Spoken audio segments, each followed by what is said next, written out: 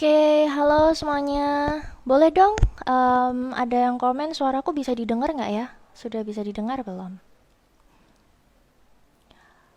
Masya Allah. Halo kakak semuanya. Iya, suaraku sudah bisa didengar?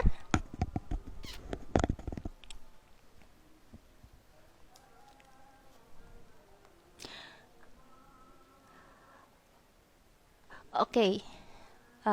Assalamualaikum warahmatullahi wabarakatuh. Selamat sore, karena ini udah jam 3 ya. Jadi saya bilangnya selamat sore aja. Terdengar jelas, Mbak. Oke, terima kasih Kak Zaki.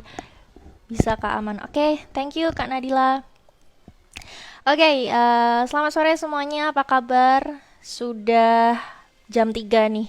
2 jam lagi mungkin ya. 2 jam, 1,5 jam sampai 2 jam lagi kita akan buka puasa. Tapi sambil ngabuburit nih teman-teman semua, yuk kita bisik seru dulu nih di dunia kampus dan juga bersama anak teknik Indo. Nah, hari ini basic seru dari dunia kampus ID yaitu judulnya adalah biar nggak salah jurusan. Kenapa pilih kuliah di jurusan teknik? Nanti saya akan ditemani oleh Kak Malikah Najibah, Sarjana Teknik Magister Engineer, yang saat ini beliau sedang menjadi mahasiswa PhD di Korea Institute of Science and Technology. Wow, luar biasa sekali ya. Dan juga beliau, Kak Malika Najibah itu merupakan lulusan Teknik Kimia ITB angkatan 2015. Dari intronya aja sudah sangat luar biasa sekali. Jadi saya juga nggak sabar nih teman-teman semua untuk langsung bertemu dengan Mbak Malikah Najibahnya. Dan untuk live IG ini nanti didukung oleh penerbit Depublish, kemudian Anak Teknik Indo, dan juga saat ini Dunia Kampus ID. Nah, hari ini Bisik Serunya akan mengulik nih latar belakang kenapa Mbak Malikah itu memilih jurusan teknik. Dan ini teknik kimia gitu loh, teknik kimia. Jelas kalau di fakultas teknik kan lebih banyak pria. Kenapa ya Mbak Malikah kok memilihnya itu kok jurusan teknik yang mayoritas pria gitu loh. Padahal Mbak Malikah sendiri kan perempuan gitu. Kenapa nggak pilih jurusan yang lebih ke cewek-cewek seperti itu. Juga kita akan mengulik nih tipsnya dari Mbak Malika supaya bisa berprestasi, supaya bisa survive di fakultas teknik yang jelas itu kayaknya udah rahasia umum ya teman-teman kalau di fakultas teknik tuh kuliahnya itu rela sampai nggak tidur. Oke, untuk anak teknik Indo, apakah sudah siap? Oke. Anak teknik Indo.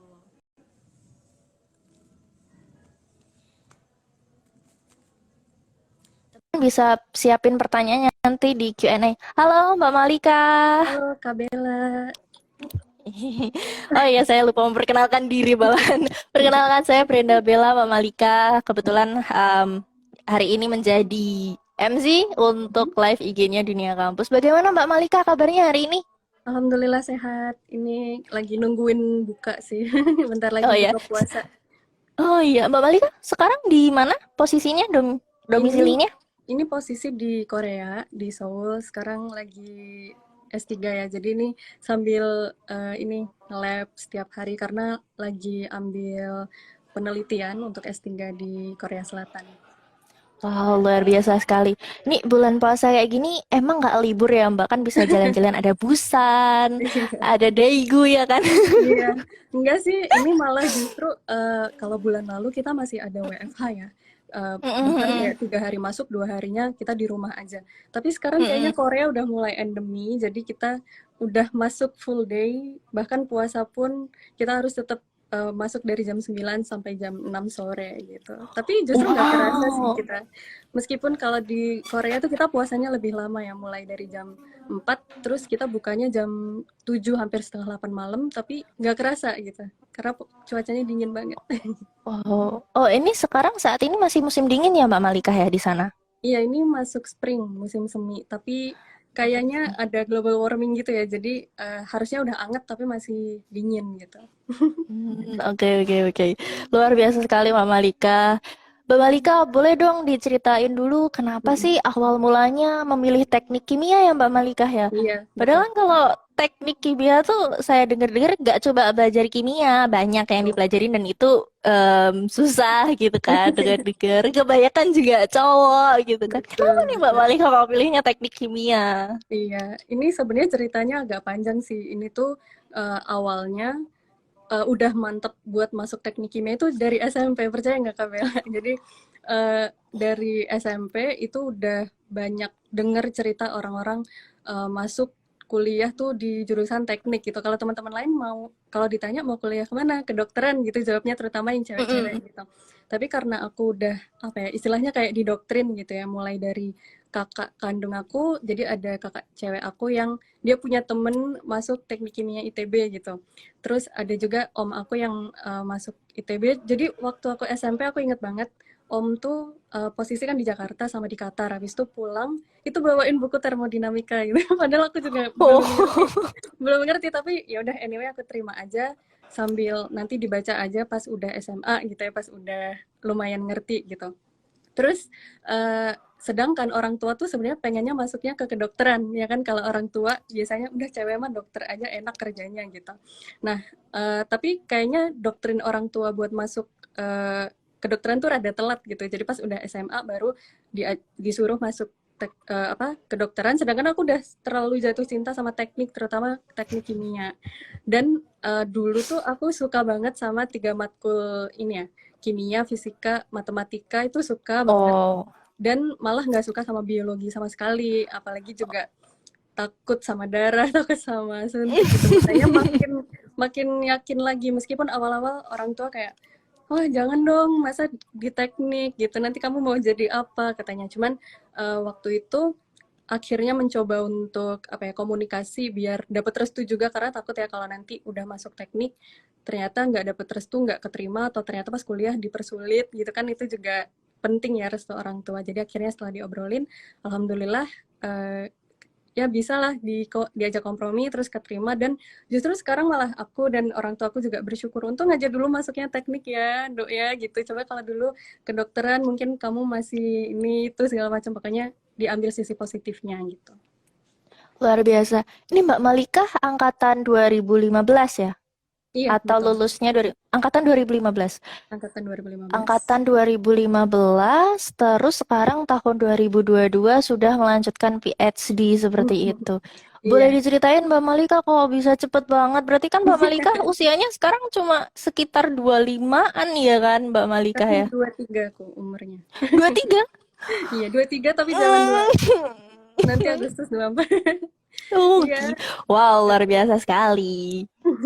Boleh dong Mbak Malika diceritain gimana sih proses kuliahnya bisa abis S1 pasti kan langsung S2 nih, terus sekarang bisa melanjutkan PhD di Hmm. usia yang sangat muda gitu loh.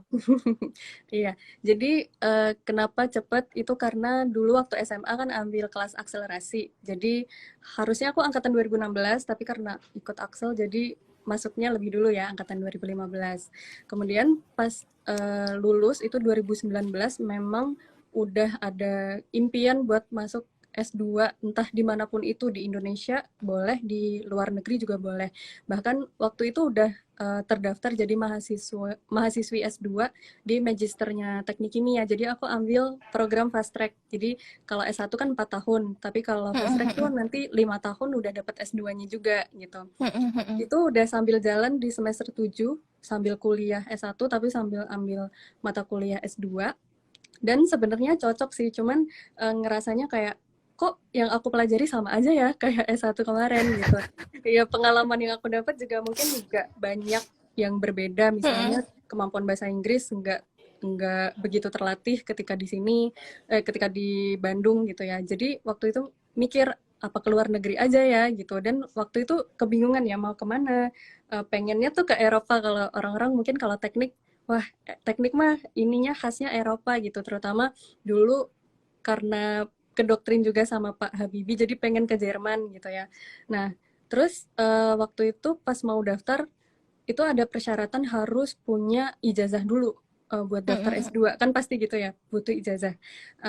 Dan waktu itu juga sempat mikir apa cuti dulu, misalnya 6 bulan setelah lulus itu ada waktu kosong buat apply S2, baru habis itu lanjut. Nah tapi ternyata ada kesempatan S2 ke Korea yang kita tuh nggak perlu punya ijazah dulu, tapi butuhnya cukup surat keterangan akan lulus gitu. Jadi aku coba apply aja ke situ, dan alhamdulillah keterima, dan justru malah aku sekarang kerjanya sama profesor aku orang Jerman. Jadi cita-cita kuliah ke Jerman tuh udah lumayan ini ya, diicip dikit lah gitu. Karena kerjanya sama orang Eropa, dan kita juga sistem kerjanya lumayan ngikut culture-nya orang-orang Eropa gitu. Nah, jadi itu 2019, seminggu setelah aku wisuda, Kabela, jadi langsung terbang ke Korea, habis itu lanjut S2, dan nggak ada niatan buat lanjut S3 di Korea sih sebenarnya, lagi-lagi pengennya S3 ke Eropa.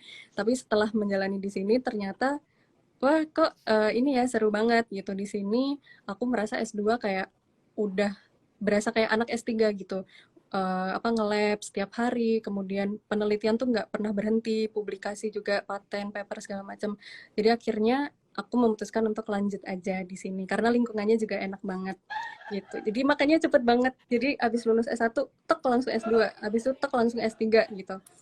Meskipun itu buat beberapa orang mungkin ini ya, kayak butuh istirahat atau butuh menentukan langkah ke depan gitu. Tapi kalau aku waktu itu pas mau S3 itu dipikirinnya kayak setahun sebelum lulus S2. Begitu juga ketika mau S2 itu dipikirannya 1 tahun sebelum lulus S1 gitu. Jadi biar Oke, tertata. berarti waktu masuk S3 ini tahun 2021 ya Mbak, Iya, atau 2022-nya? 2021 2021. Agustus tahun lalu baru wisuda S2. Luar biasa sekali. Berarti untuk melangkah jauh tuh memang persiapannya 1 tahun itu ya Mbak Malika ya. Luar Iya, biasa sekali. betul. Ini masih, jangan-jangan masih di tengah-tengah ngerjain kerjaan di lab. Lah, aku S3-nya di Korea apa di Jerman ya? Jangan-jangan Mbak Malika udah kepikiran kayak gitu tuh. Iya. Iya, bahkan sebenarnya cita-cita buat lanjut S2 itu Mm-mm. bukan ketika aku udah S1, tapi sebelum aku masuk S1 itu udah punya keinginan buat S2. Makanya ketika tingkat 2, tingkat 3 itu juga udah Mm-mm. nyiapin sertifikat bahasa Inggris ini, hektik itu segala macam gitu. Dan itu sih kalau aku pengennya di planning setiap hal tuh jauh-jauh hari gitu. Oke, planning jauh-jauh hari. Mbak Malika, ketika mendaftar S2 di Korea seperti itu, em, sertifikat bahasa Inggrisnya itu yang digunakan apa kan? Apa sih Mbak Malika, kan banyak nih, ada TOEFL, ada IBT ya, IBT, ITB, IBT, IBT, ada ya, IBT. IBT, terus habis itu ada TOEIC kayak gitu-gitu kan. Nah, kalau yang digunakan untuk mendaftar S2 di Korea waktu itu apa Mbak Malika? Nah, kalau dulu zamanku karena masih 2019 ya, itu Mm-mm, aku pakai TOEIC tuh masih bisa. Jadi kalau di mm-mm. Korea, Jepang, Cina itu masih bisa TOEIC. Tapi makin ke sini itu kita dibutuhkannya lebih tinggi lagi. Jadi TOEIC udah nggak diterima sama sekali. Jadi Oh, dibutuhnya oke. TOEFL, IBT, PBT, sama IELTS. Oke, TOEFL, IBT, sama IELTS ya. Iya. Itu standarnya berapa sih Mbak Malika untuk bisa masuk ke Korea gitu?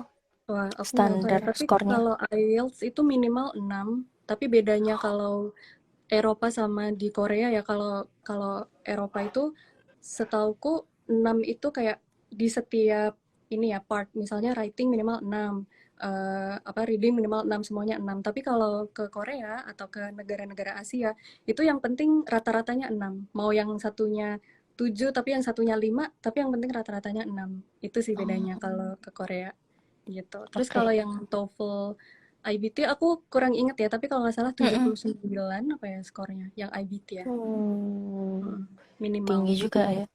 Mm-mm. Mbak Malika, ketika Mm-mm. akhirnya memilih untuk S2 di Korea nih, saya penasaran nih Mbak Malika, apakah ada kayak 1 semester atau mungkin semester apa ya, kelas-kelas awal untuk bahasa Korea, atau kelasnya kelas internasional Mbak Malika?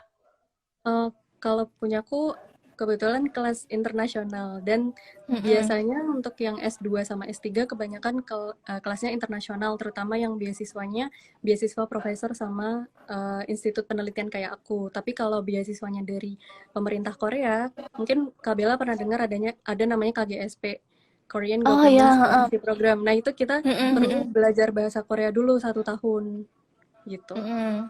Mm-mm. Oh, oke, oke, oke.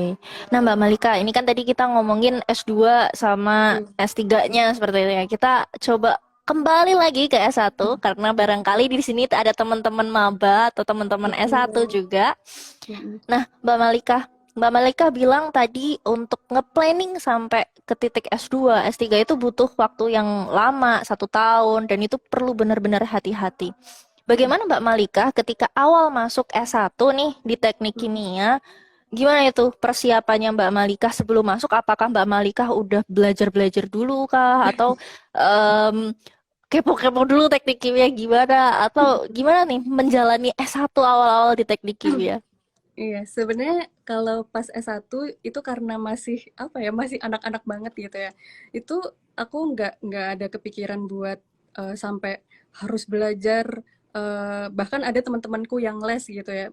Pokoknya mereka tuh ambisius banget. Aku tuh mikirnya oh ya mungkin mirip sama SMA gitu ya. Masih positive thinking gitu. Ternyata pas masuk ini apa ya, kok sebenarnya materinya sama tapi berasa lebih susah aja gitu, atau dosennya mungkin ngejelasinnya nggak jelas gitu. Itu kaget sih di awal-awal.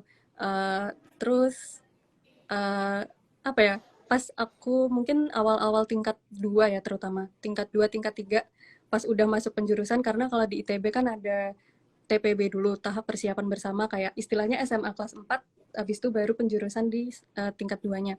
Itu aku Oh, sempet oke. sedih, Kamela. Jadi aku Mm-mm. sempat ngerasa, ya Allah ini kayaknya bukan tempatku deh gitu. Kenapa ya susah banget, tahu gitu aku dengerin orang tua buat masuk ke kedokteran gitu. Meskipun padahal kalau aku pikir-pikir lagi kayak, ya kedokteran juga susah gitu. Malah lebih susah lagi karena aku nggak suka biologi. Dan ini justru yang harusnya aku maksimalin gitu. Pas aku nyesel, mungkin di sini juga ada teman-teman yang udah masuk terus berasa aduh kecewa ternyata gini doang, atau ternyata susah nggak bisa ngikutin. Itu wajar sih menurutku, kita ada kalanya berada di titik itu, tapi Mm. instead of kita mundur, kita maju aja terus, dan kita ingat-ingat dulu kenapa sih kita yakin banget buat masuk ke sini gitu. Jangan sampai kita di awal-awal menggebu-gebu buat masuk, tapi ternyata pas udah masuk, ya nggak deh, nggak mau lanjut lagi gitu. Dilanjutin aja terus. Nah itu pas aku awal-awal kayak gitu. Cuman seiring berjalannya waktu, mulai tingkat 3 tingkat 4 alhamdulillah mulai mulai bisa ngikutin lah gitu. Kalau aku sih waktu itu ya Kak, waktu S1 itu pemikirannya adalah nggak apa-apa nggak jadi nomor satu gitu. Yang penting kita bisa ngikutin teman-teman yang lain. Kalau materinya yang dijelasin ini teman-teman nangkep, kita juga nangkep, itu udah cukup sampai itu aja. Nggak perlu kayak muluk-muluk IPK harus cum laude, IPK harus 4 kayak gitu, enggak.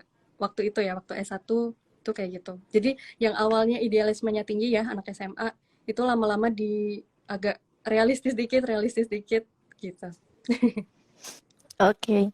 Nah, Mbak Malika kan tadi sempat cerita bahwa berarti kan waktu awal-awal di teknik kimia itu sempat ngerasa down, Mm-mm. demotivasi juga ya kayak kok Iya. berat banget sih gitu kan.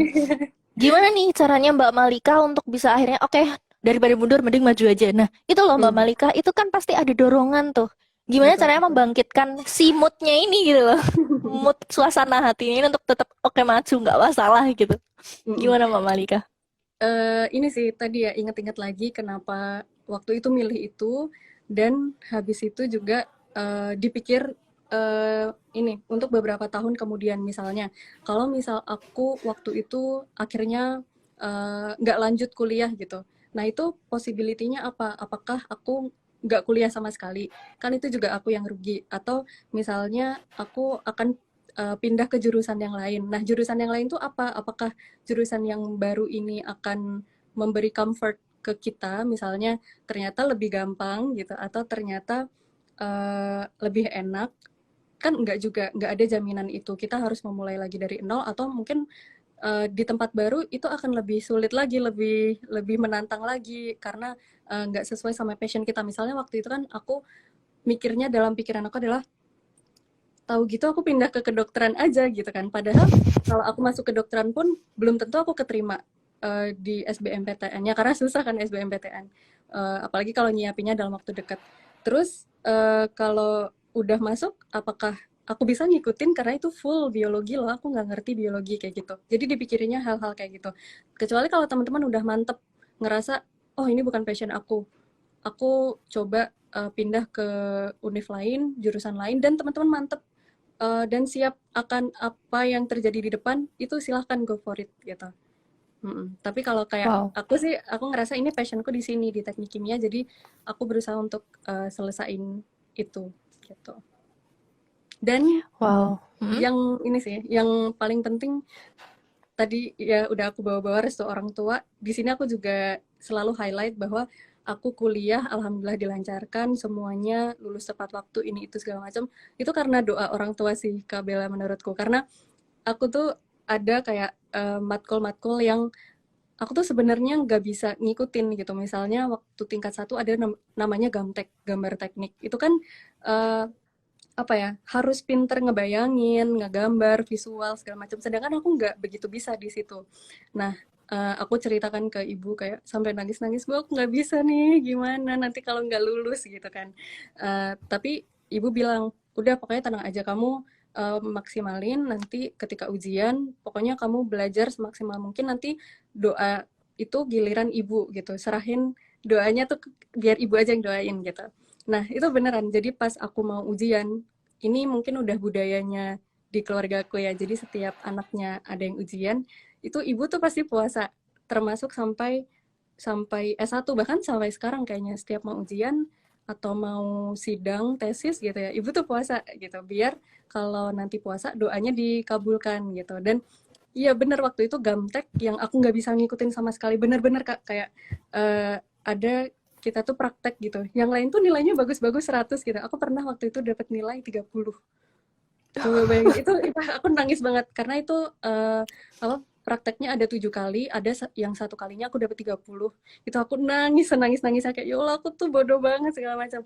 Tapi ternyata teman-temanku yang tadi dapat 100 itu tuh dapatnya BC, dapat C gitu pas nilai akhirnya, sedangkan aku dapat A gitu karena ternyata presentase nilainya untuk prakteknya itu cuman kecil, misalnya 20%, sisanya tuh UTS sama UAS kayak gitu. Jadi kayak wah dapat banyak keajaiban gitu sih selama S1. Dan itu mungkin yang juga teman-teman harus ingat bahwa kita kuliah itu nggak semata-mata kita datang perkuliahan, kita belajar, terus kita bisa ngikutin. Tapi juga ada faktor-faktor X yang kita nggak bisa, mungkin kita nggak tahu itu, misalnya doa dari orang tua kita, atau dari teman-teman kita karena kita berbuat baik ke dia, atau dosen-dosen kita karena kita nggak hormatin beliau gitu. Jadi banyak lah yang bisa di ini Betul apa. sekali. Ya, betul sekali Mbak Malika. Memang kalau orang Jawa mungkin bilangnya prihatin ya Mbak Malika, seperti Iya, puasa ya kan. Mungkin ada yang sholat tahajud juga atau puasa duha, puasa Senin Kamis. Terus betul. minta doa restu, prihatin seperti itu. Ya, itu penting sekali sih. Iya, Karena tanpa doa orang tua tuh kita nggak ada apa-apanya. betul, betul. Makanya harus baik-baik nih ke orang tua. Kalaupun kesel, udah tahan dulu, tahan, sabar, sabar gitu. Betul, luar biasa sekali Mbak Malika. Oke, Mbak Malika, sebenarnya mungkin bisa di-share Mbak Malika kalau tadi kan Mbak Malika nge-mention pelajaran yang utama ya, yang sering muncul di teknik kimia tuh awal-awalnya pasti fisika, matematika, dan kimia seperti itu. Apakah ada mata pelajaran lain di SMA yang juga akan ada nih di perkuliahan teknik kimia? Mungkin ada sih, cuman itu kayak sepotong-sepotong yang kemudian ternyata masuk ke mata kuliah yang lebih spesifik, misalnya termodinamika, kemudian mekanika Mm-mm. fluida. Itu kan sebenarnya kita udah belajar sih di SMA, tapi kalau Mm. anak SMA dulu mungkin ini ya, nggak begitu tahu kayak misal penurunan rumusnya gimana. Bahkan kalau ada beberapa bimbingan itu ya, les gitu yang kita hafalin aja gitu, ada rumusnya buat ngehafalin gitu. Dan dulu kayaknya aku SMA juga kayak gitu, maksudnya nggak begitu peduli sama turunan-turunannya gitu. Yang penting kita tahu, oh konsepnya seperti ini, rumus yang dipakai ini. Jadi ketika ngerjain soal aku paham gitu, aku bisa ngerjain. Tapi ketika masuk kuliah kita nggak bisa seperti itu. Kita juga harus tahu ini tuh nuruninnya gimana. Bahkan kalau teman-teman yang udah coba kuliah gitu ya, udah kuliah, mungkin ada juga yang anak SMA belum ngerti gitu.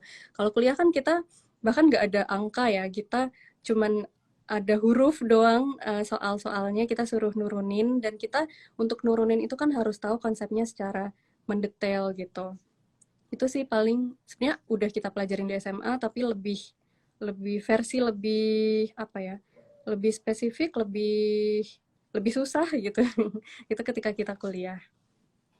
Iya, berarti kalau Mbak Malikah angkatan 2015, Mm, kemungkinan termodinamika sama fluida tuh di fisika kelas 3 kalau nggak salah. iya, Kayaknya betul. munculnya Betul. di situ. Itu Mm-mm. berarti kan di fisikanya. Nah, di kimia itu kan kalau kita SMA itu lebih banyak ini ya, Mbak Malika, yang rumus, tabel rumus Hmm, kimia itu, yang terus iya. kita singkat Halina Iya, apa, iya misalkan benar. Ya. rumus-rumusnya gitu. Nah, ketika di teknik kimia tuh sebenarnya materi SMA tuh yang banyak muncul atau paling kalau tadi kan Mbak Malika nge-mentionnya fisika tuh lebih ke termodinamika sama fluida gitu. Kalau di Ya. pelajaran kimia sendiri waktu SMA yang muncul waktu kuliah itu seperti apa Mbak Malika? Ini ya, mungkin masuknya kalau kimia organik beberapa kita belajar juga waktu SMA.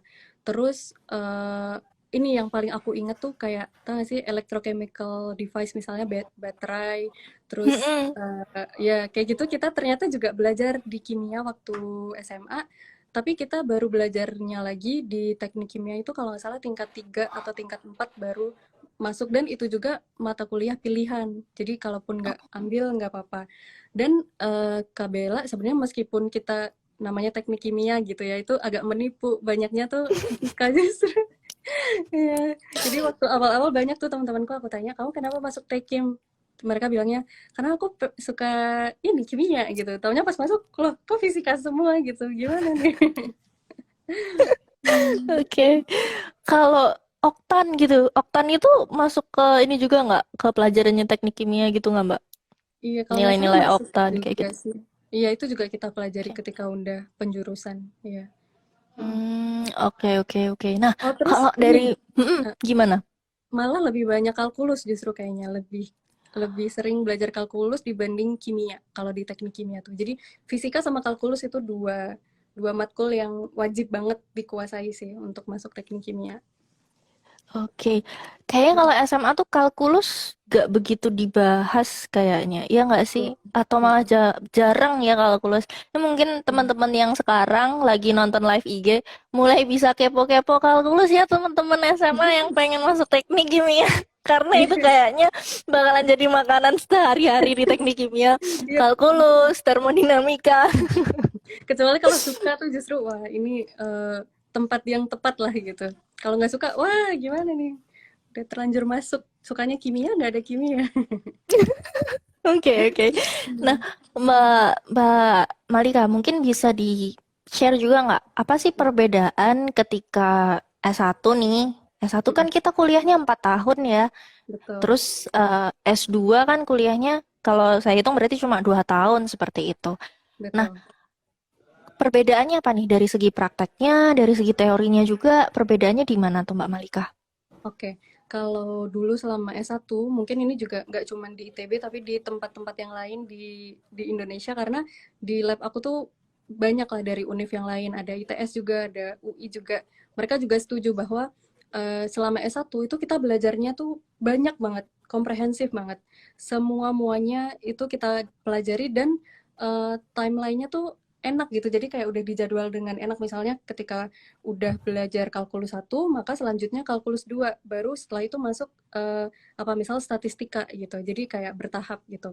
Nah, kalau di S2 kita tuh sebenarnya materinya yang nggak jauh-jauh sama S1, karena aku kan masuknya teknik energi ya, atau energy engineering. Tapi bedanya kita dilompat-lompat, kayak kalau semester ini baru bukanya yang ini, yang lebih susah misalnya, ya udah kita ambil itu. Tapi semester selanjutnya kita ambil yang sebenarnya tahapnya tuh harusnya yang itu diambilnya awal, tapi kita ambil akhir karena disesuaikan dengan kelasnya atau kesediaan profesornya buat ngajar. Itu pertama. Terus yang kedua, itu kita di sini berasa privat sih, Kak. Karena satu kelas itu kita paling ya maksimal banget mentok itu cuma 10 orang. Bahkan pernah aku satu kelas itu cuma satu orang sendiri. Jadi berasa kayak wah tanya jawab langsung berdua sama profnya gitu. Sedangkan kalau di teknik kimia aku inget banget pas zaman TPB itu kelas kalkulus aja itu satu kelas kalau nggak salah sampai 200 orang. Jadi kita mau nanya pun juga wah itu dosennya nggak tahu gitu. Jadi ya itu sih bedanya dan enaknya kalau kita cuman sedikit isinya dalam satu kelas kita bisa maksimalin eh, misal kita mau nanya sesuatu ke profesornya sampai hal-hal yang nggak penting tuh kita tanyain pun nggak apa-apa. Bahkan aku pernah waktu itu waktunya udah habis, terus aku masih pengen nanya sesuatu, akhirnya Prof bilang, yaudah datang aja ke ruangan saya gitu. Dan aku expect-nya adalah, oh mungkin dia bakal jawabnya dikit gitu, 5 menit mungkin udah beres atau 10 menit. Tapi ternyata dia tuh ngejawabnya sampai lengkap gitu, terus dia nanya lagi, gimana Malika udah jelas apa belum gitu. Sedangkan aku inget ya kalau dulu di Tekim, di ITB sih kayak uh, mau nanya itu dosennya, maaf ya saya sibuk gitu, ada proyek ini atau kemana meskipun nggak semua dosen kayak gitu ya tapi dulu aku ngerasanya kayak gitu kayak ya sibuk karena ngurusin ada apa penelitian yang kakak tingkat kemudian ngurusin kita ngurusin adik tingkat segala macam banyak lah pikirannya kalau di sini Ya. iya profesor tuh lebih ke ya udah mahasiswanya dikit terus paling kalau sibuk pun sibuk ngurusin penelitian itu juga kan beliau nggak langsung turun ke penelitiannya lebih ke tinggal ACC dari mahasiswa yang lain gitu jadi lebih enak sih gitu belajarnya lebih gampang meskipun ya tadi kayak lebih susah aja jadi kita harus terus belajar sendiri nanti kalau bingung baru nanya ke profesor gitu. Luar biasa sekali. Mbak Malika belajar bahasa Inggrisnya berapa lama Mbak Malika untuk akhirnya bisa survive S2 internasional di sana? Enggak, dulu tuh sebenarnya kalau belajar dari tingkat satu, tingkat dua itu udah mulai belajar meskipun belajarnya nggak yang benar-benar les ke mana gitu, tapi ya udah dengerin podcast, abis itu nonton film yang bahasa Inggris, dengerin lagu bahasa Inggris, dengerinnya pun nggak cuman dengerin tapi juga kalau bisa tahu liriknya apa, artinya apa gitu. Jadi aku kalau lagu itu pasti tahu, oh ini lagi sedih, oh ini lagi apa gitu. Nah, kalau belajar yang benar-benar belajar buat tes itu waktu itu karena aku ambilnya TOEIC ya. TOEIC tuh sebenarnya lebih gampang sih kalau dibandingin TOEFL sama IELTS dan lebih murah juga. Dan waktunya waktu itu juga lebih cepat. Kayak 2 minggu udah keluar hasilnya. Itu aku nyiapinnya cepet banget. Cuma 2 mingguan. Sekitar 2 mingguan. Karena waktu itu juga hektik ya ngurusin Hmm. kelulusan kan kalau di teknik kimia ITB kita ada banyak stepnya buat lulus gitu nggak cuman penelitian tapi juga harus nyiapin rancang pabrik terus juga ujian komprehensifnya tuh ngerjain soal dari tingkat 1 sampai tingkat 4 jadi kita harus wah nyiapinnya bener-bener harus mati-matian gitu terus nyiapin berkas S2-nya juga sertifikat bahasa Inggris jadi kayak bener-bener udah hektik banget makanya pas tahu ada pilihan TOEIC langsung ambil gitu gitu sih. Yang penting ke eksekusi dulu aja gitu ya Mbak Malika ya. Betul ya dan waktu itu ini sih nothing tulus jadi kalaupun nggak bisa dapat sertifikat bahasa Inggris terus juga nggak dapat S2-nya ya udah nggak apa-apa gitu nanti cari kerja aja gitu atau kosong dulu 6 bulan sambil nyari S2 gitu gitu sih kayak nggak ada ekspektasi yang Oke. terlalu tinggi gitu bahkan aku keterima di profesor aku yang sekarang yang orang Jerman itu nggak ada ekspektasi sama sekali karena ketika aku masuk S2 di sini itu aku nggak begitu tahu sistemnya tuh gimana apakah aku harus nyari profnya atau mereka yang nyari kita gitu sampai aku dimarahin sama kakak tingkat ya. Bukan kakak tingkat sih kayak lebih sepuh gitu yang udah jadi calon dosen gitu gimana kamu kok belum nyari gitu terus aku bilang iya ini sambil nyari-nyari juga iya harusnya sekarang gitu iya ini sambil nyari juga iya harusnya kamu udah ngontak tapi alhamdulillah eh, profnya justru yang ngontak aku. Jadi beliau bilang, Malika saya udah lihat apa aplikasi kamu sangat cocok sama lab kita. Jadi kita juga lagi butuh orang. Kalau kamu mau masuk silahkan masuk. Kalau enggak ya udah nggak apa-apa gitu. Dan waktu itu beliau tuh penelitiannya tentang fuel cell, sedangkan aku S1-nya tentang katalis gitu. Sebenarnya agak agak gak nyambung gitu. S1-nya katalis, S2-nya belajar tentang membran. Jadi bikin membran untuk fuel cell. Mirip sama baterai gitu. Nah, karena kita apa ya selalu berusaha untuk selalu belajar, nggak pernah berhenti, meskipun waktu awal-awal nggak begitu paham fuel cell itu gimana gitu, nanti sintesisnya gimana nggak ngerti. Ya udah dijalanin, kemudian juga sambil belajar, sambil tanya sana sini ke profesor juga gitu. Jadi ya alhamdulillah sih bisa terlewati. Luar biasa sekali. Hebat sekali Mama Lika, masih muda ya kan, sudah bisa melewati rintangan yang seperti itu. Teman-teman yang menonton live IG sekarang pasti juga adalah teman-teman yang hebat dengan Betul, perjalanannya mereka masing-masing.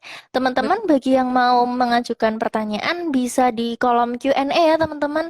Mm-mm. Nanti bisa di kolom Q&A. Oke, Iya. satu lagi nih Mbak Malika sebelum kita menjawab pertanyaan dari teman-teman nih. Em, skill apa sih Mbak Malika yang benar-benar dibutuhkan ketika masuk di teknik kimia? Hmm. Kayak gitu. Skill apa Skill sih? apa Selain ya? pintar ya, skill itu. Mm-mm. Iya, kalau pinter kayaknya mungkin kebanyakan dari mereka pinter ya. Meskipun kadang aku ngerasa sih Kak, kayak ketika aku masuk di lingkungan orang-orang pinter, kok kayaknya aku gak pinter ya, gimana nih gitu. Nah, gitu kan.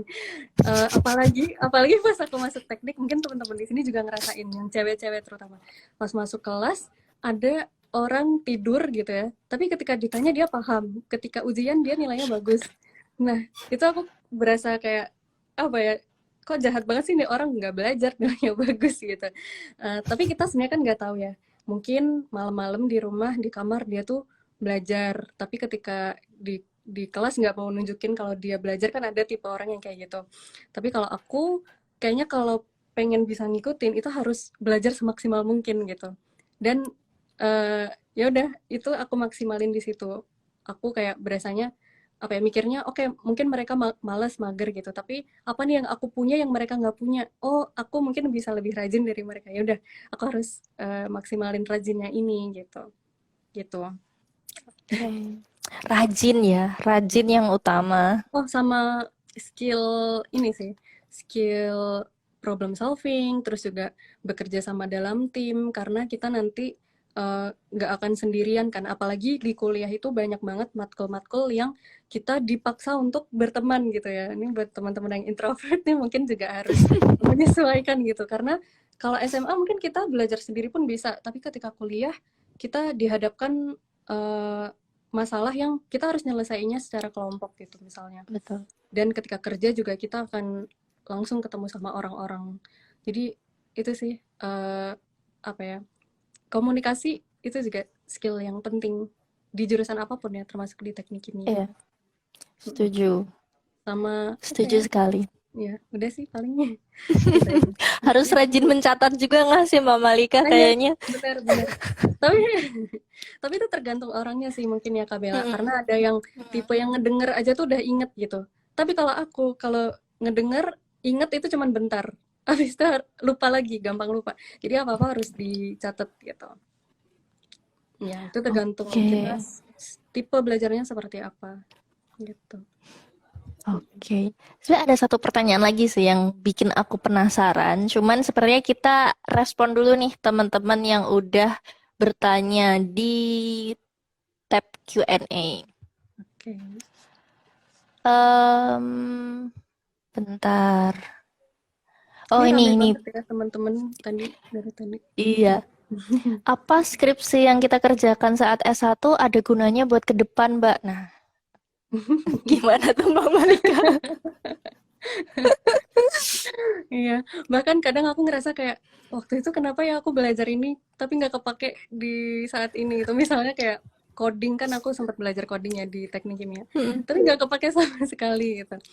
Tapi kalau skripsi ya, apakah apakah ada gunanya di masa depan gitu? Mm-mm. Sebenarnya mungkin nggak nggak langsung benar-benar kelihatan kepake. Misalnya kita menelitinya sintesis biomasa gitu, apa sintesis apa gitu. Terus ternyata di masa depan kita sintesis itu juga kan sebenarnya nggak langsung kayak gitu. Tapi mungkin yang dipakai lebih ke skill-skill kayak karakterisasi. Misalnya kan kalau di penelitian gitu kan, skripsi ada karakterisasi pakai, nggak tahu ya, mungkin ada FTIR, kemudian ada yang pakai gas kromatografi, pakai SEM, pakai BET, semuanya lah. Nah itu aku baru belajarnya juga ketika skripsi S1. Nah, itu kepake ketika aku sekarang S2 karena S2 aku full nge-lab, full karakterisasi. Itu kepake banget. Nah, kalau teman-teman yang mungkin setelah S1 langsung kerja dan kerjanya mungkin di bagian apa ya, di bagian misalnya bisnis gitu. Kan banyak tuh teman-teman aku meskipun teknik kimia ternyata masuknya lebih ke bisnis gitu. Nah, itu mungkin hal-hal yang kayak aku tadi nggak kepake, kayak karakterisasi itu nggak kepake, tapi hal yang lain mungkin kepake. Eh, Misalnya ketika skripsi aku dulu tuh selain penelitian kan ada rancang pabrik. Nah, rancang pabrik ini kan kita merancang gimana caranya biar pabrik itu bisa ini ya, bisa dibuat dengan uang yang dengan biaya yang seminim mungkin tapi hasilnya bisa sebagus mungkin gitu. Nah, itu mungkin teman-teman yang tadi masuknya ke bagian bisnis atau apa ya, produk engineering itu bisa masuk ke situ. Atau teman-teman yang masuk konsultan kan ada juga yang lulusan teknik kimia masuknya ke konsultan. Itu bakal kepake banget tuh skripsi yang bagian rancang pabrik. Nah, kayak gitu sih. Jadi kalau kita setelah S1 lanjut ke hal-hal yang masih berhubungan dengan zaman S1 kita, nggak terlalu jauh arahnya, itu pasti skripsi ngebantu banget sih gitu. Dan yang paling aku apa ya, paling aku dapat ketika skripsi itu justru bukan materinya atau apa sih namanya kayak misal penelitiannya, tapi lebih ke gimana cara kita komunikasi sama dosen pembimbing, gimana cara kita menyampaikan penelitian kita. Itu kan skripsi kita nyampein ke teman-teman kita yang notabene mereka nggak tahu kita ngapain sih sebenarnya kemarin di lab gitu. Makanya kalau dosen aku selalu bilang, kita tuh kalau presentasi, terutama skripsi, itu harus bisa pakai bahasa yang dimengerti gitu. Jadi kalau latihan itu kalau bisa jangan di depan anak-anak teknik kimia juga, tapi coba di depan anak-anak kedokteran, coba di depan anak-anak apa bisnis gitu, anak-anak yang nggak nyambung sama teknik kimia, mereka ngerti nggak? Kalau mereka ngerti berarti kita bagus penyampaiannya. Tapi kalau mereka pusing nggak ngerti, oh berarti ada salah di kita. Kita harus bisa nyampein karena banyak orang-orang pinter yang mereka ngerti nih, paham materinya apa, yang disampaikan apa, tapi bahasa yang dipakai terlalu tinggi gitu. Orang-orang yang dengerin juga, ini ngomong apa kita nggak ngerti, harus googling dulu misal tadi istilahnya apa kayak gitu-gitu. Jadi itu sih kepake banget ketika udah kerja atau S2 atau ya meskipun ibu rumah tangga mungkin juga kepake gitu.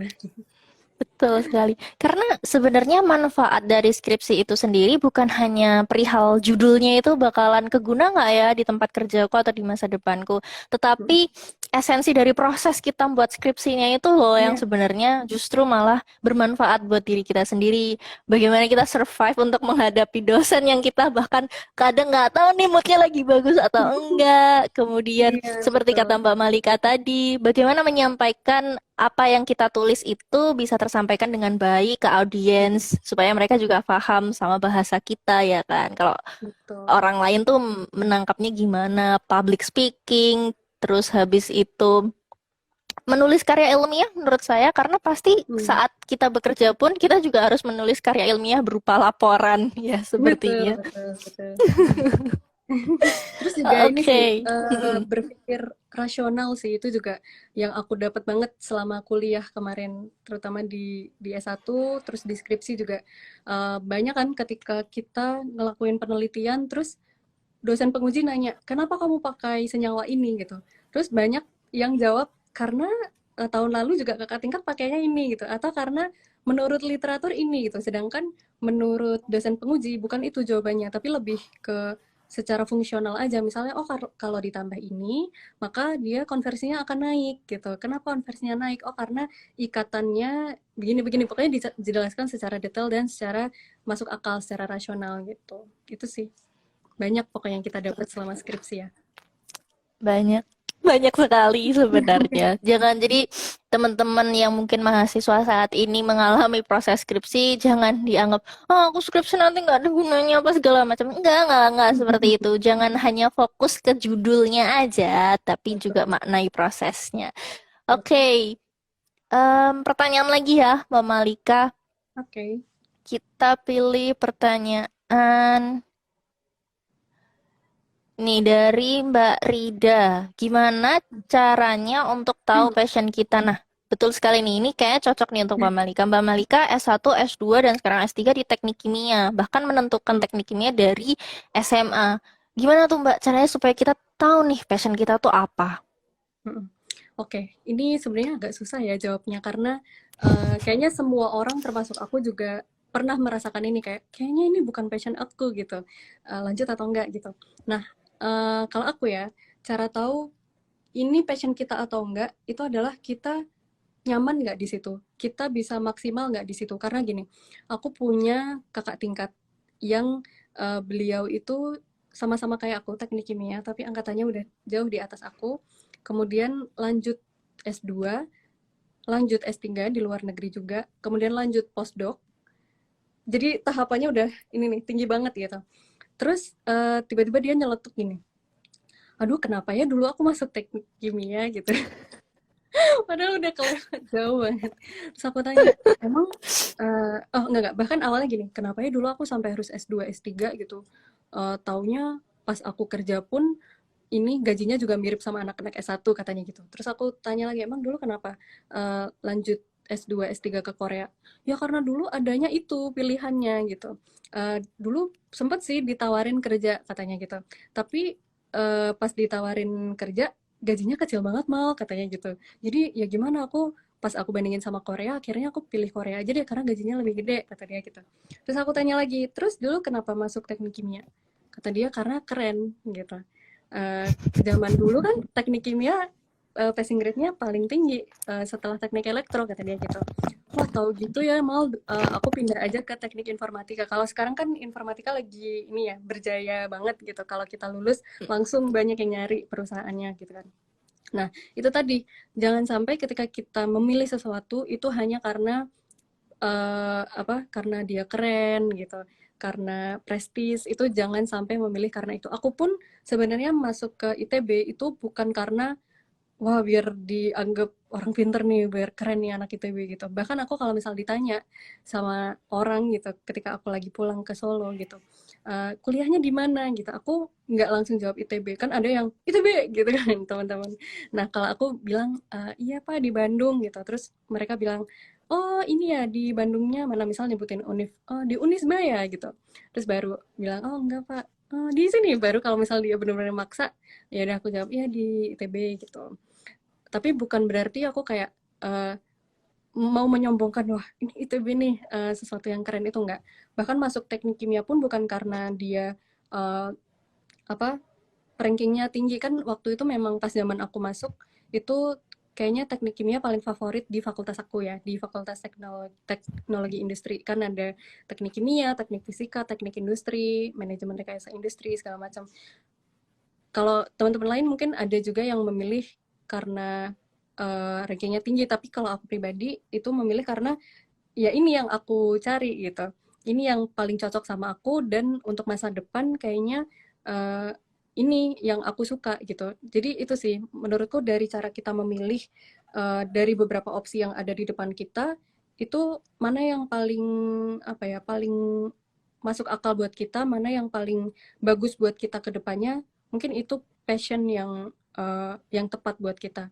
Apalagi kita nyaman di situ, itu wah itu benar-benar cocok banget sih buat kita karena banyak juga yang uh, apa ya memaksakan passion gitu ya jadi merasa ini passion aku nih gitu tapi ternyata dia tuh nggak nyaman dia terpaksa untuk melakukan itu nah itu berarti bukan passion gitu jadi kita harus benar-benar menemukan itu kejawab nggak ya Mbak Rida? Kejawab, kejawab. Paham. Oke. Memang untuk passion tuh rada-rada tricky ya, Mbak Malika Iya, ya. benar Tapi kalau susah. misalkan mendengar ceritanya Mbak Malika tadi, salah Mm-mm. satu keputusan Mbak Malika memilih S1 Teknik Kimia itu karena memang ada rasa suka dulu nih. Ada Mm-mm. rasa suka dulu sama mata pelajaran yang ada di teknik kimia tersebut gitu kan. Kalau kedokteran Betul. kan memang dominan biologi, tapi kalau teknik Mm-mm. kimia ternyata dominannya fisika sama matematika gitu kan. Iya betul. Jadi mungkin kalau saat ini teman-teman SMA yang bingung kalau pilih jurusan apa ya, mungkin bisa dicek dulu nih mata pelajaran yang kalian suka tuh sebenarnya apa sih? betul. Sambil kalian juga riset nih jurusan-jurusan yang ada mata pelajaran tersebut apa aja. Baru di situ kita bisa decision making ya Mbak Malika dengan beberapa pertimbangan yang tadi disampaikan oleh Mbak Malika. Betul. Oke, kita lanjut ke pertanyaan satu lagi ya Mbak Malika ya. Oke. Pertanyaan dari... hmm, nah Mm. ini Mbak Malika. Kira-kira kalau masuk teknik tapi skill menghitung biasa aja, apakah nanti bisa survive? Wah, ini kayaknya banyak dialamin Iya. oleh para mahasiswa ini kayaknya. Iya, iya ya, karena teknik itu kan identik dengan hitung-menghitung gitu. Meskipun sebenarnya ketika masuk ke kuliah, terutama ke teknik, kita udah nggak perlu lagi sih menghitung. Apalagi kita apa-apa pakai kalkulator, pakai Microsoft Excel, kita udah nggak perlu lagi. Kalau di SMA kan banyak angka-angka, bahkan misal 2 angka di belakang koma, 3 angka di belakang koma, kita benar-benar ngaliin sendiri, bahkan udah di kepala gitu ya, udah cepet ngitungnya. Aku kadang ngerasa ya kayak kalau misal dikasih soal yang sama ketika aku masih SMA sama sekarang, kalau sekarang aja mungkin pertanyaan yang gampang pun aku kalau ngitung sendiri itu udah tahu jawabannya tapi kayak nggak yakin, tetap harus nyari di kalkulator gitu. Nah, eh, ini mungkin apa ya, menghitung yang dianggap di sini mungkin bukan itu ya, lebih ke kalkulusnya gitu. Kalkulusnya mungkin nggak begitu oke, maksudnya sekedar biasa aja bisa atau enggak. Menurutku bisa, asalkan kita tuh tahu basic-basicnya, prinsip-prinsipnya gitu. Karena eh, apa ya, di kalkulus itu kan sebenarnya nyambung ya sama tadi, misal ke fisika, ke kimia. Eh, itu prinsipnya ada di situ. Kita paham atau enggak. Nah, kalkulus tuh hanya mendukung supaya masalah ini bisa terselesaikan gitu. Jadi kalaupun kalkulusnya sekedar biasa aja, tapi asalkan masih bisa ngikutin gitu ya, itu menurutku masih bisa survive sih harusnya. Oke, mungkin yang dibayangkan ini sih Mbak Malika, kalau kita SMA kan kita nggak boleh ini ya, buka kalkulator ya, Mm, mm, mm, kalkulator. Nah, kita nggak boleh pakai kalkulator kan. Nah, mungkin mm, dibayangnya kalau kuliah masih nggak boleh pakai kalkulator. Tapi yang penting mungkin kalau saya tangkap mm. dari Mbak Malika, yang penting paham rumusnya dulu aja. Nanti masalah hitung-menghitung bisa mengikuti. Seperti itu ya Mbak Malika ya. Iya, betul. Semoga Oke menjawab Mbak ya. Malika. Ini siapa masih Semoga bingung ya. menjawab. Oke. Insya Allah menjawab. Oke Mbak Malika, nggak kerasa nih, kita waktunya tinggal 6 menit lagi. Wah, Sangat cepet asik banget. sekali ngobrol dengan Mbak Malika. Iya, saya juga nggak kerasa. Kalau nggak Sama diingetin sama panitia di banget. belakang. Oke Mbak Malika. Satu lagi nih Mbak Malika, pertanyaan dari saya. Oke, boleh. Tips untuk teman-teman dunia kampus, baik itu untuk survive maupun memilih jurusan. Memilih jurusan dulu deh Mbak. Tips untuk Mm, memilih jurusan, baru habis itu tips untuk survive-nya. Seperti itu. oke. Kalau memilih jurusan, kembali lagi ke apa yang tadi kita obrolin, bahwa sesuaikan dengan minat kita tuh apa gitu. Meskipun banyak teman-teman yang aku temui itu mereka ngambil jurusan itu sebenarnya bukan karena dia suka di situ, tapi karena dia menganggap di masa yang akan datang itu yang dibutuhin yang itu. Misalnya, eh, ini ada cerita sedikit. Jadi temanku ada yang dia sebelumnya itu di kedokteran UGM, udah masuk ke situ, tapi dia coba proyeksi ke beberapa tahun nanti, apakah dokter ini masih dibutuhkan banyak gitu di Indonesia terutama. Ternyata dia menganggap bahwa AI justru yang kayaknya akan menjadi apa ya, menguasai dunia ini gitu. Nah, dia akhirnya pindah ke informatika ITB. Kan itu dua hal yang sangat bertolak belakang. Kedokteran UGM pindahnya ke informatika gitu ya. Jauh banget. Tapi karena dia bisa ngikutin itu dan dia juga merasa itu yang dibutuhkan di masa depan, ya udah nggak apa-apa. Uh, Ambil aja itu kesempatan itu. Apalagi tadi ya kalau kita tuh passionate di situ, kita nggak terpaksa untuk ke situ. Apalagi itu banyak zaman sekarang, uh, mulai dari orang tua, tetangga, guru yang ngasih pendapat misalnya, udah kamu masuk jurusan ini aja tanpa ada dasar kenapa mereka nyuruh itu. terutama kalau kedokteran gitu ya, pasti kayak udah kedokteran aja, karena dulu aku gitu. Bukan cuman keluarga aja, tapi guru-guru di SMA, teman-teman, eh, siapa kakek nenek semuanya tuh nyuruhnya ke kedokteran aja. Jadi wah itu, diri sendiri melawan mereka semua itu agak susah juga ya. Jadi kita juga harus apa ya, banyak pertimbangan lah, mulai dari kita apakah kita nyaman di situ, terus kita coba cari tahu di lingkungan kita, terus juga nanti yang dibutuhkan kira-kira apa di masa depan. Misalnya sekarang teknik kimia, dibutuhkan nggak di tahun, misal 5 tahun mendatang gitu. Prospek kerjanya seperti apa gitu. Itu juga harus dipikirkan. Itu pertanyaan pertama ya tadi terkait pemilihan jurusan. Oh ya, dan pemilihan jurusan ini erat kaitannya ya dengan pemilihan universitas sebenarnya, karena banyak yang nganggep kayak nggak apa-apa deh aku teknik sipil, nggak, aku kan ada yang penting aku teknik sipil dimanapun itu nggak masalah, tapi ada juga yang nggak apa-apa aku nggak teknik sipil, bisa kok ke teknik apa, bioenergi misalnya, atau ke teknik lingkungan asalkan aku di ITB gitu. Nah itu kira-kira mana yang benar? Kan sebenarnya nggak ada jawaban pastinya mana yang benar, karena itu tergantung ke preferensi kita, apakah kita memilih sesuatu itu karena jurusannya atau karena univnya. Tapi biasanya kalau milih karena univnya itu karena tadi ya, karena kelihatan apa ya, prestis aja masuk ke situ. Nah makanya kalau dari aku itu prefer untuk memilih jurusannya terlebih dahulu, baru uh, univ tuh belakangan. Misalnya di jurusan ini itu mana nih, di univ mana yang akreditasinya bagus. Nah itu lebih bijak sih menurutku, jurusan dulu baru univ gitu. Terus tadi ya cara survive-nya, gimana ya cara survive-nya, hmm, Survive-nya tetap menjaga suasana hati dengan iya mengingat kenapa kita memilih jurusan itu, apa betul betul. posibilitasnya ke depan. Terus mungkin ada tambahan lagi Mbak Malika? Iya, kalau cara survive sebenarnya banyak ya, termasuk tadi yang udah disebut sama Kak Bella, terus juga kita sebisa mungkin, em, apa ya,